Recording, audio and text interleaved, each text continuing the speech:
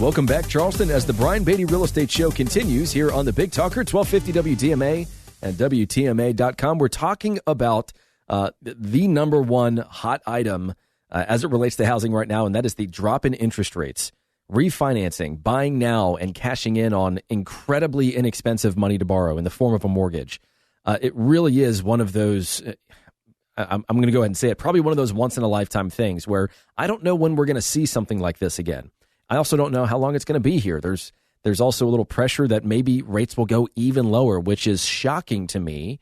But I'm certainly not betting on it. I just told you in the last segment, I'm refinancing now. I'm taking full advantage of the fact that I can save money and put more of it in my pocket to do other things with, whether it be spending money or my college investment for my kids, or to go and buy other investment properties.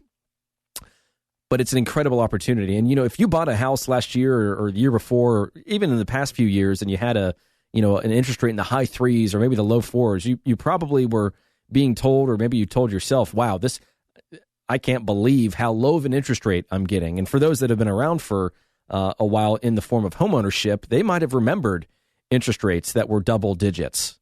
Close to 20% at one point in time. It's just unbelievable how much interest rates impact affordability and your ability to own a very nice home. And so, why do people? What are the benefits of refinancing? Let's kind of focus on that for a little while. Well, of course, the first one is to free up money each month. A rate and term refinance replaces your mortgage with a new loan that has a lower rate, meaning you have to pay less to your lender each month, right? So there is a significant opportunity right now to reduce your monthly cash requirement, especially depending upon the size of your mortgage. I mean, it could be $75 to $100 a month, or it could be several $100s a month. I mean, I'm saving about $400 a month with my refinance. That's almost $5,000 a year. That's incredible. Now, it's going to cost me a little bit of money to do this refinance, and you do need to understand that when you have conversations with your lender, and they should be able to look at everything with you and say, okay, well, this is how much it's going to cost you up front to refinance your house. Here are going to be the savings over time, but let's say that, let's just use simple math. Let's say it's going to cost you $5,000 to refinance, and you're saving $400 a month, right? Well, after about a year, you have recouped that initial investment and you're now saving money. But what if you sell your house in 6 months? Well, then you've just wasted $2,500. So that's why you have to take into account, how long am I going to own this house? Or does it make sense for me right now to sell my house and look into buying something else that I can get a lower interest rate on? We now have what we had a few years ago, which is a financial incentive to sell and buy. So obviously you can do it to free up money each month. You can also pay your house off faster. Maybe you're able to refinance into a loan with a lower interest rate and a shorter term. I mean, I was talking to a guy earlier this week, 2.5% interest rate on a 15-year fixed mortgage. I mean, that is incredible. He was at 4%. So he didn't increase his payment all that much, and he gets to pay off his mortgage in half the time. You can also do it to eliminate private mortgage insurance. If your original down payment was less than 20%, then you probably have private mortgage insurance, or what we call PMI, which is an extra fee or an extra payment. So with all of this appreciation that we've seen over the past few years, maybe you look at your property value and you say, wow, I now have 20% equity in my house, and I can get a lower interest rate, meaning I have a lower payment overall, and I get to get rid of private mortgage insurance. And that is an incredible incentive to pick up the phone and either call me or go to my website, listingsincharleston.com, or call me at 843-400-8009, 400-8009, and I'll put you in touch with the lenders that are just the best of the best. I really love my relationship with my lenders because they treat my clients like I treat my clients, and they're awesome, and they'll steer you in the right direction. But another reason to refinance is to tap into your home's equity. I was telling you last segment that we have more people with equity at or above 20% than we've ever had. So you can pull some of that cash out. Just be careful, because that is one of the things that I'm a little squeamish about and part of the reason for that is because, I got licensed in 2006, and, I'll kind of age myself here, but I just graduated college. And so I got right into real estate, and it's what I've done ever since. It's really what I've done since I was 12 years old, working for my family real estate company. But I don't think you can say pulling weeds in parking lots and painting fire lanes as real estate experience. But anyways, I've always done real estate. It's my passion. And hopefully those of you that listen to the show know that to be true and factual. But one of the things that really taught me a lesson when I was helping people get out of likely the worst financial situation of their lives back from 2008 to 2011, parts of 2012, when I was doing short sales. And I've done so many of them, well over 100 of them. All these people just thought this market was going to continue to, ride the wave, and, they could buy a house and then put it on the market 6 months later and make 5-10% return on their investment. I don't think our market isn't really there right now. And I would be cautious if you plan on pulling all of the equity in your home out to do something like go and buy a boat or go on a really nice vacation or something like that. Just be wary, be financially intelligent in your decision making, or go and buy the boat. If you know what you're doing, then go for it. But just be wary that markets can change.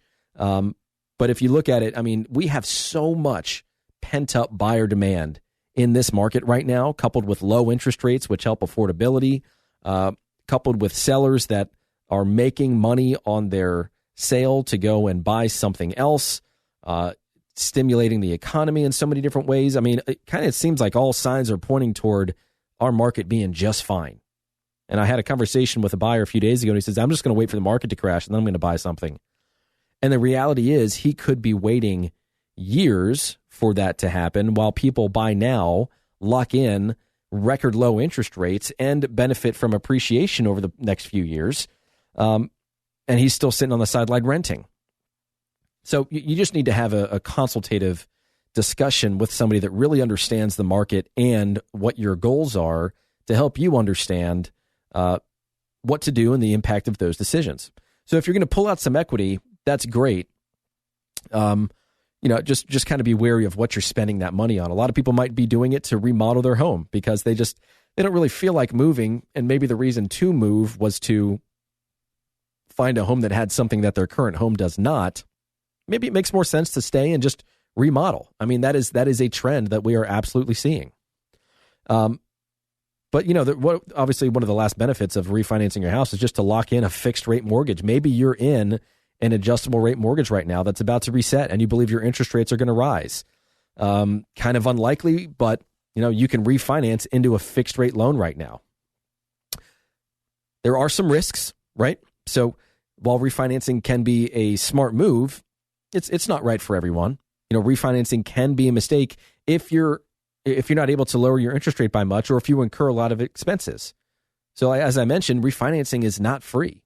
Your refinanced mortgage comes with some costs, like the origination fee and an appraisal and title insurance and taxes and some other fees, just like you did and just like you paid when you got your original mortgage.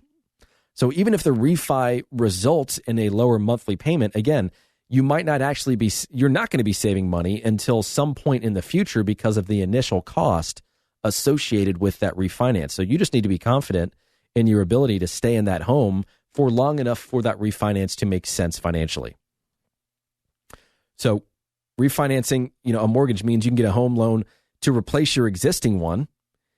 And if you can refinance into a loan that has a lower interest rate that you're currently paying, you're going to be able to save some money. So I really don't see the reason why someone wouldn't be exploring this option. It just makes financial sense. So look at your mortgage statement.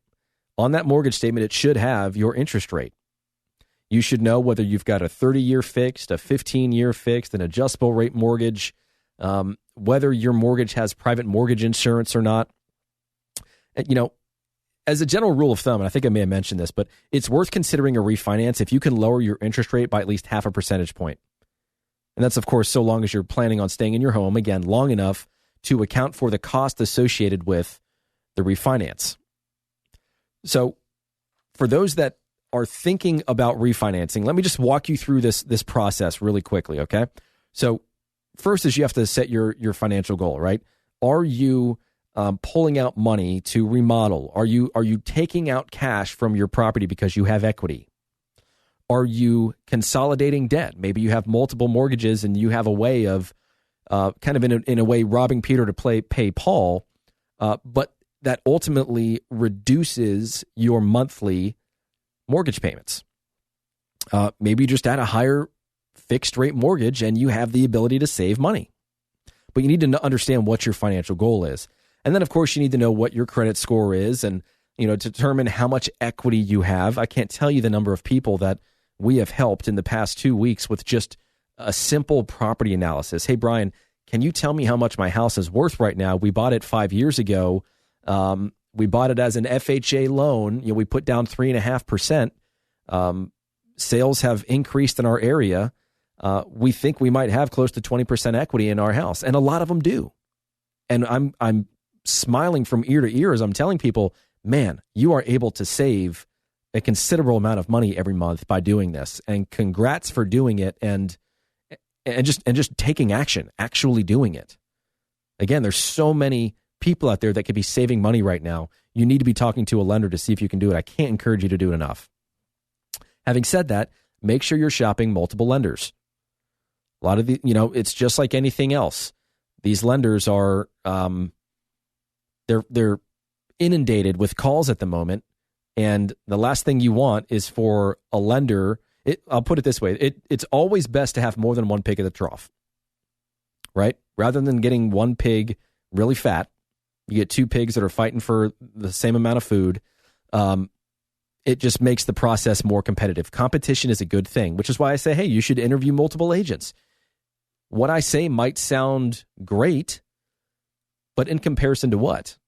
Or what someone else might say sounds great, and then they talk to someone like me that has a team and a really impressive marketing approach, and they say, wow, that is so much different from what I've heard. I just had that meeting this week with somebody that interviewed some great agents, some experienced agents. It's just that what we do is different.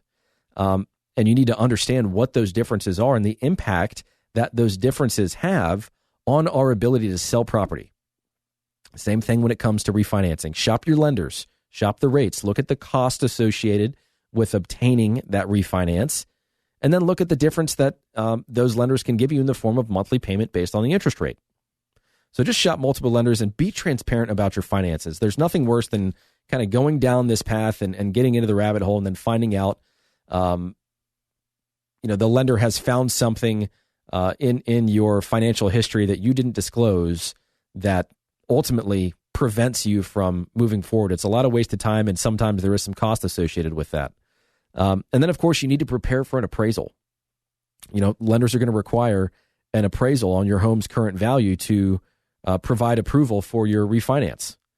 So if you need some quick help with, preparing your home for that appraisal, you need a handyman to get in there and do some quick things. Let me know. We've got people at the ready where, I should have a construction company at this point, the amount of people that we send to our contractors.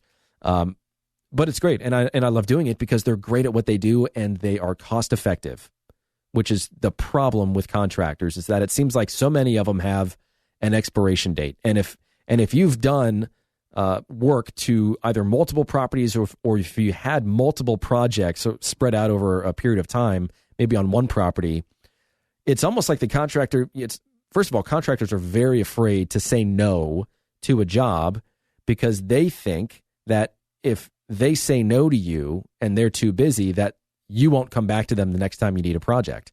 So by default, they're always going to say yes, whether they're too busy or not, because they want the business.